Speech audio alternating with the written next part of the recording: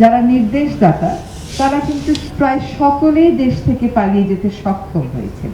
এই যে দেশ থেকে তারা চলে যেতে সক্ষম হলেন, এইটাও তো একটা বিচারের দাবি রাখে। তারা কেমন করে দেশ থেকে চলে গেল? আপনি তাদের অনুপস্থিতিতে তাদের বিচার করবেন। তারা উপস্থিত থাকলো না, তাদেরকে আমরা উপস্থিত রাখতে পারলাম না। এইখান থেকেও কিন্তু আসলে বোঝা যায় যে রাষ্ট্রযন্ত্রের কোন কোন জায়গায় বিচারহীনতা একটা স্বাভাবিক বিষয় হয়ে দাঁড়িয়েছে। আপনি হয়তো বিচার করবেন, ট্রাইব্যুনাল হয়তো রায় দেবে, কিন্তু তাদেরকে সত্যিকার অর্থে কিন্তু মুখোমুখি হতে হচ্ছে না এই ট্রায়াল প্রসেসে।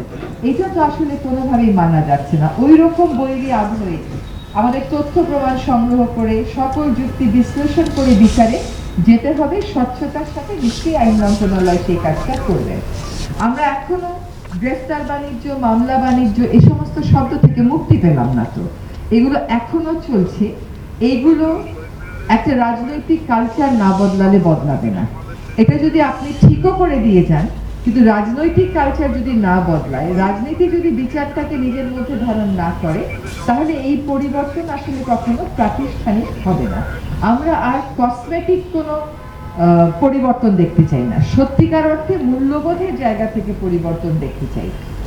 আমাদের একটা কথা মনে রাখতে হবে, যারা এই খুনগুলো করেছেন তাদের সমর্থকেরা কিন্তু বিভিন্ন সেক্টরে এখন এই সমাজে আছে। যদি না থাকতো তাহলে পালিয়ে গেল কেমন করে? এটা তো আমাদেরকে বুঝতে হবে এবং তাদের জবাবটা আমাদেরকে দিতে হবে আমাদের ভালো কাজের মাধ্যমে, মূল্যবোধ গ্রথিত পরিবর্তন আনয়নের মাধ্যমে। একটা রায় হবে, কিছু মানুষ হয়তো দেশে আছে, তারা হয়তো রায়ের সাজা ভোগ করবে, বেশিরভাগই তো দেশে নেই।